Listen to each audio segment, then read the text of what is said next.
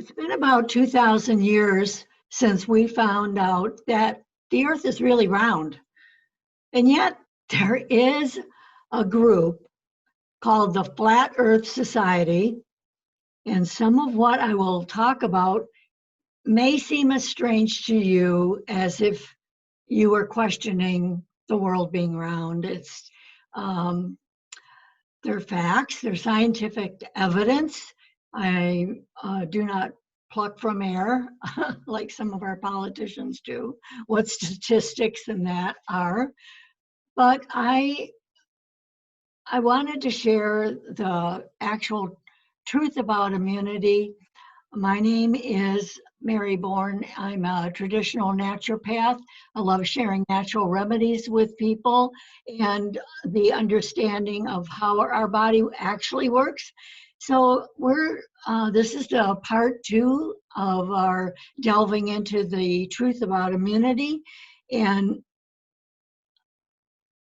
we're just going to briefly go through what we went through last week for those that are watching this and did not see the first part. So passive immunity is the transfer of antibody produced by one human or another animal to another, and sometimes animal to human. The most common form of passive immunity is that which an infant receives from its mother. And antibodies are transported across the placenta during the last 1 to 2 months of pregnancy. As a result, a full-term infant will have the same antibodies as its mother, so it will be protected as much as the mother was protected. So these antibodies will protect the infant from certain diseases for up to a year and longer if the infant is being nursed. And there are other impacts, such as if you have a cesarean birth, the usual vaginal delivery often will cover the baby in fluid that has all of these microbes in it. And these microbes help the immune system identify what's self and what's non-self. And when you have a C-section delivery, that information is not passed on to the baby. And oftentimes what they're finding is that babies born cesarean have a higher risk of chronic immune disorders because they're not getting that microbial information. The training continues when a baby crawls. They pick up things with their hands and it goes into their mouth, and then the mouth identifies it and can register with the innate immune system and determine whether it's self or non-self. And so experts say exposure to dirt and allergens boost children's immune systems. So we may look at like we're so germophobic in this society now, and Perel stock is escalating by thousands, and we're told to wear masks and all the sanitizing counters, and we're really not getting the information that our immune system needs to be strong. So like the shake of a hand, kissing, and other intimacies, they help our body, our immune system, identify good from bad, and they train our immune response. So when we've been sequestered like 2 months, our immune system is very weak because it's not getting the information that it should get. So we actually have some immune perimeters of defense. The first is the protective surfaces. So this is the skin and the mucous membranes, and they act like a physical wall or a barrier to prevent entry. And then we have the innate immune, and they act like the border patrol. So this is when the police come to the scene of the crime and they determine whether they need backup or what elements they need to help the situation. And then we have the adaptive immune, and this acts like an internal enforcement that put out descriptions of wanted subjects to seek them out. So our immune system sends signals, different immune responses to come in and take care of whatever is going on. So when the perimeter has been breached, that means that the immune system goes on high alert. It creates an inflammatory response. By the way, 101 temperature is healthy. If you're fighting an infection, it's great. Now, if you get to 103, you may want to do some things to calm the temperature down. There are a lot of natural things that work in calming down the inflammatory response. I mean, a cool cloth across the forehead works wonders, but doing a tepid bath, those type of things. But anything below that is actually trying to cook these destructive invaders. And histamine is released by the mast cells, and it brings with it the immune systems. And then the phagocyte begins to go to work. So it's sort of like a Pac-Man that comes along and eats up the dead and dying tissue. And then there are other signaling properties that come in to our defense and help us to fight whatever organism may be there. So now I want to spend a little time on talking about the microbiome. The microbiome is just like the dirt is to the plant, like our microbiome is to our body. It is the key to health. And we have not known about the microbiome for a very long time. And it's something rather new to us that we actually have healthy bacteria and viruses and fungi and even parasites that help our body to be healthier. It is there for a reason. And we've since found out that these microbiome genes are 10 times more than our genetic makeup. So we have maybe 20,000 genes that our body has in it. But the microbiome is 10 times that. And there are some things that are constantly being discovered, and so we need to understand we do not want to wipe out viruses. There are good viruses just like there's good bacteria, and they're important for our health, and they are important to get messages. So the plant gets messages from the soil, and it gets messages from the air, and it gets messages from the wetness, the dryness. All of that are signals.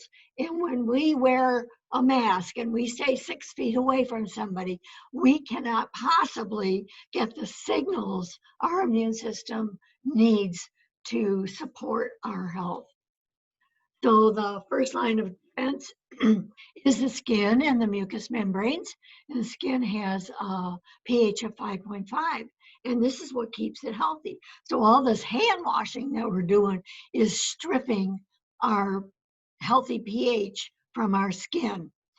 And so really, you want to wash your hands if you've been, doing something where you might have bad microbes, or your hands are dirty. But please, the way our body gets information is from our hand to our face.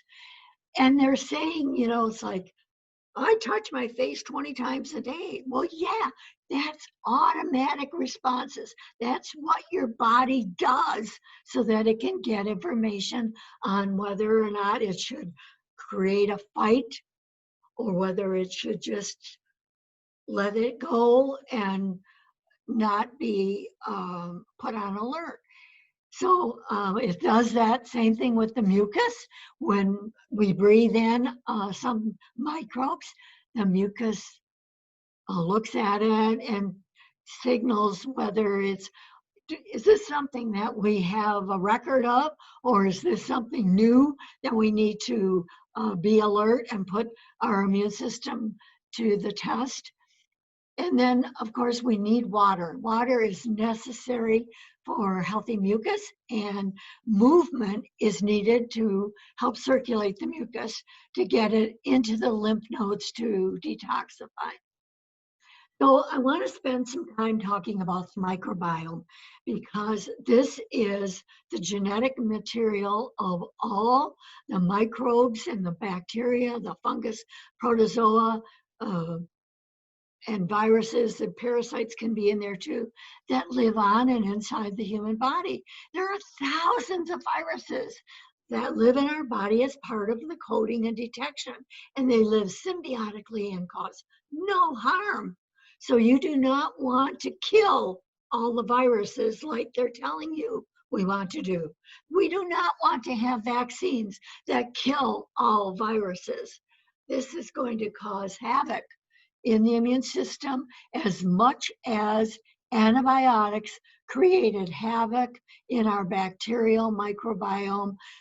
Antiviral vaccines will create this same havoc. So we do not want them. So the number of genes in all our microbes in one person's microbiome is 200 times the number of genes in the human genome. So the microbiome may weigh as much as 5 pounds. So this is the new biology. So we know how, let me go further. This is the old biology, okay? This is where we thought we were as simple as innate and adaptive immunity, and in the combination of the two was an area where the T cells and killer cells acted, but it is not that simple. This is the more recent understanding of the immune system. Some people call it the new biology. Dr. Shiva in this picture shows that it is now called the systems approach to health. And when we look at the immune system, yes, it includes innate and adaptive, but it also has what we call the interferon system. And this is where those killer cells and T cells that target different microbes for the immune system to be aware of. And look at how interrelated the microbiome is. Now, next week, I want to talk about how the neural system interrelates with all of this.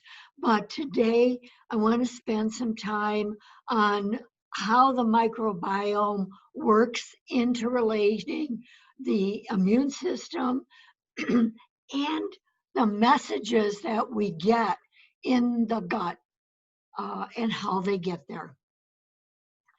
So the old thinking is it involved the mucous membranes in the skin, it involved the lymphatic system, it had something to do with digestion, the respiratory system was connected to the immune response, and the thymus was involved. And this is still all true, but it is more complex than that.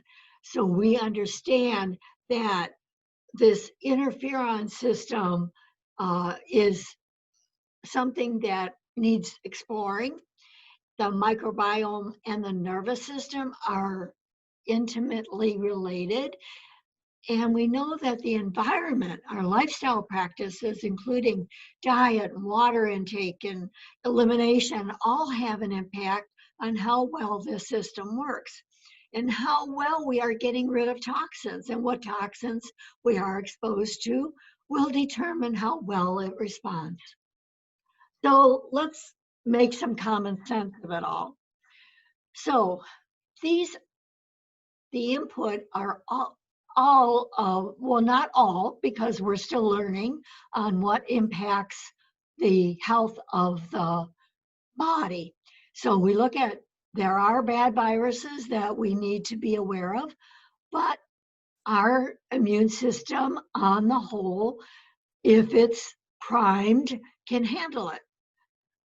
Here are what impact whether we can handle those viruses: the amount of stress, the amount of pollution, how many pesticides, unemployment, family problems, eating junk food, and aging. So all of these will impact whether a virus will express as heart disease, diabetes, kidney failure, Alzheimer's, insomnia, depression, and anxiety.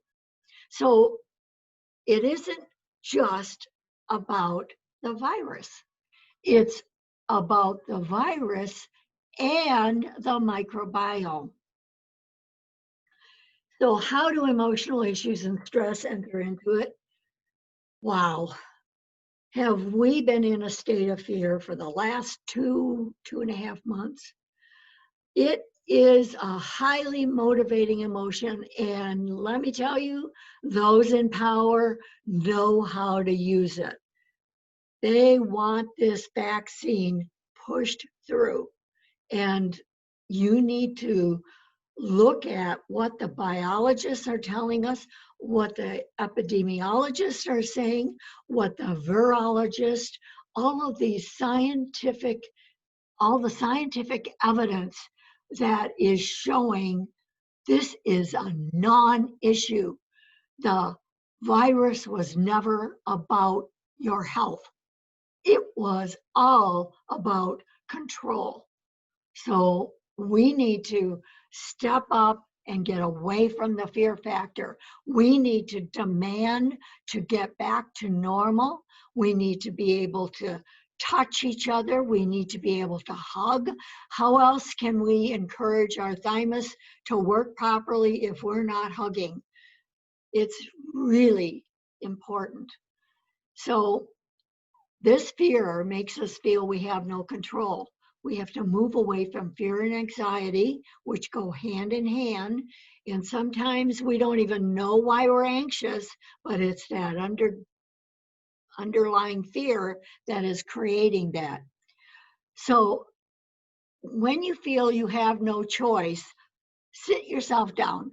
Look at, what can I do right now? And the more times you tell yourself, stop, what can I do right now? And it can be just one step in front of the other. It can be go outside, take some deep breaths, whatever it is, just move. Fear is control, and control is being stuck. And the way you get out of being stuck is to move. Now, anger is motivating in the opposite. Sometimes you move directly from fear into anger without thought.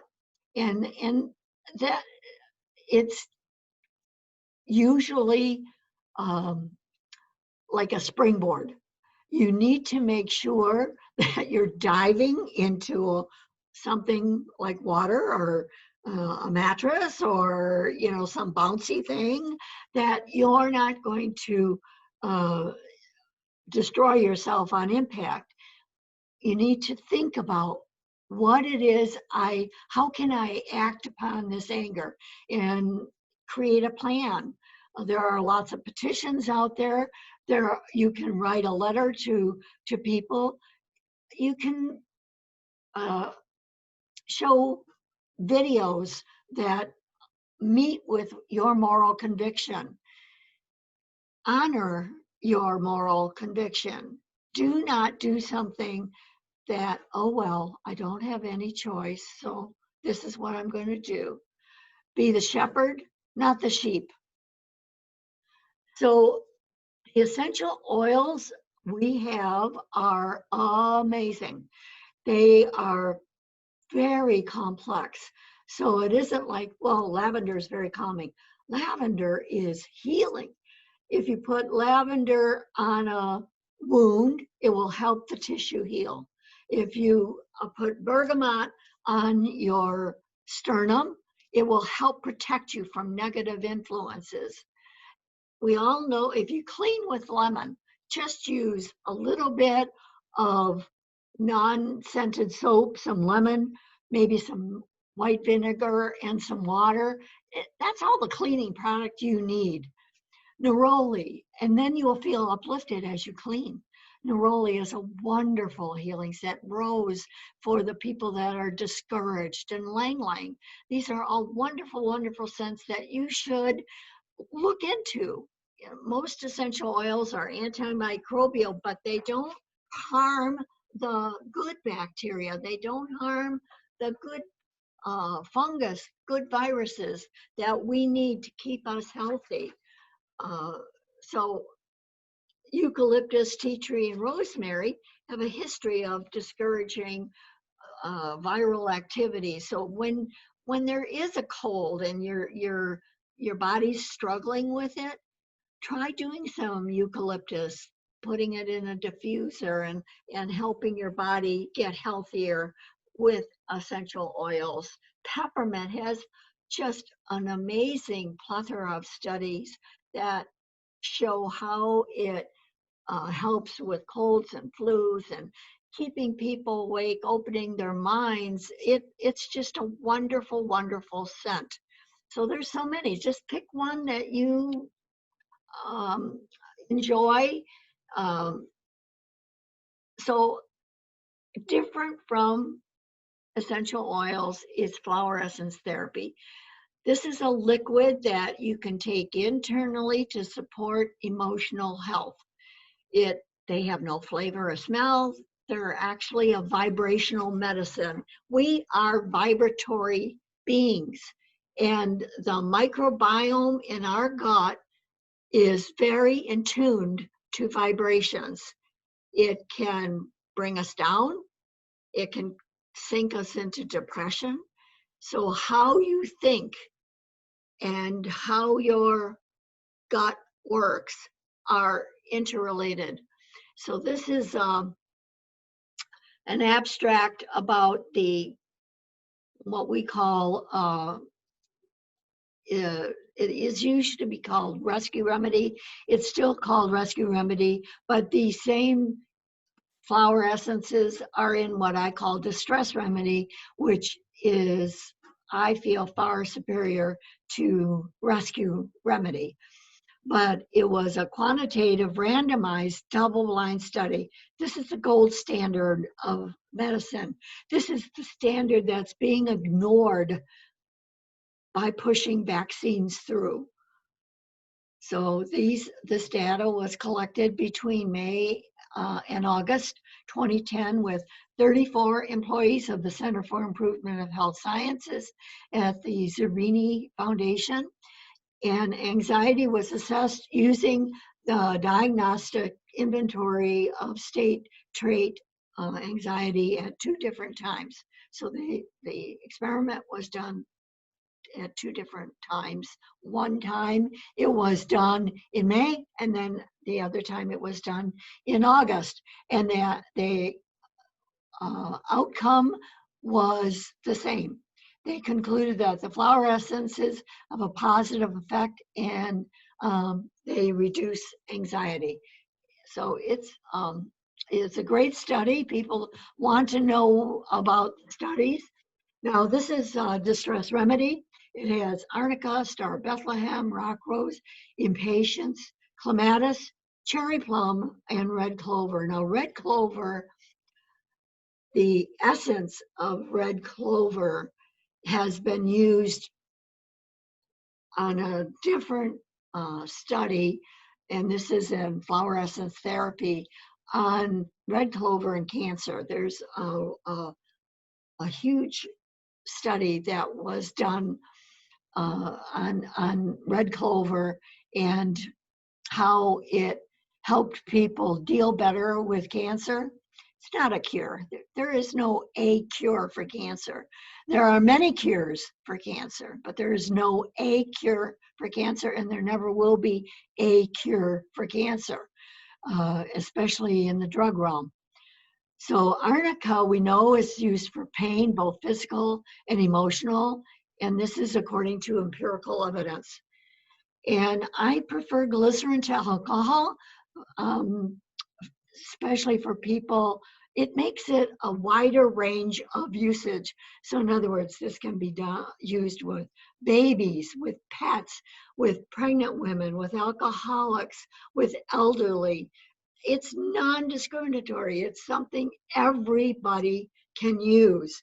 And it's just a wonderful tool in everybody's health chest. So I don't want to say medicine chest. So there's more about flower remedies. You take it every 10 minutes when you're feeling stressed out. It's best taken in between meals.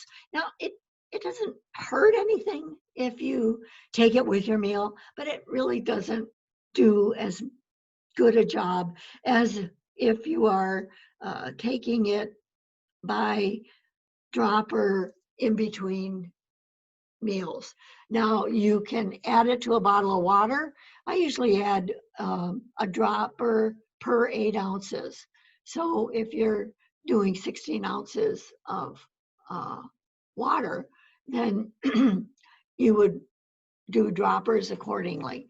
So this is a great way, you know, when and if the children ever go back to school, they can have they are usually given their water as a given, and so you can put the distress remedy in their water. And they've done studies on how this has helped with test anxiety and many other things. So this is the end of this. Actually, I want to put my video back on and start screen sharing. And if anybody has any questions, they can open their mic and ask, or if you have some comments, you can open your mic if you're watching live.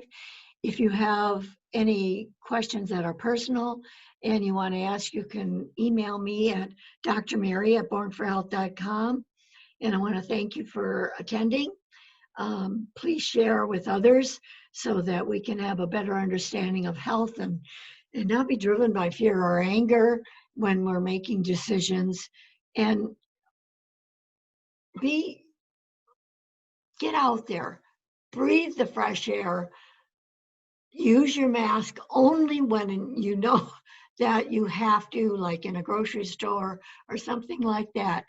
But if you're angry about it, there are many petitions out there that you can sign that will make you feel like you have an action for your anger. So next week, I want to go over the neural influences of the immune system and how they interrelate. So I want to thank you for joining me today. This is Dr. Mary for the Health of It, and have a great day.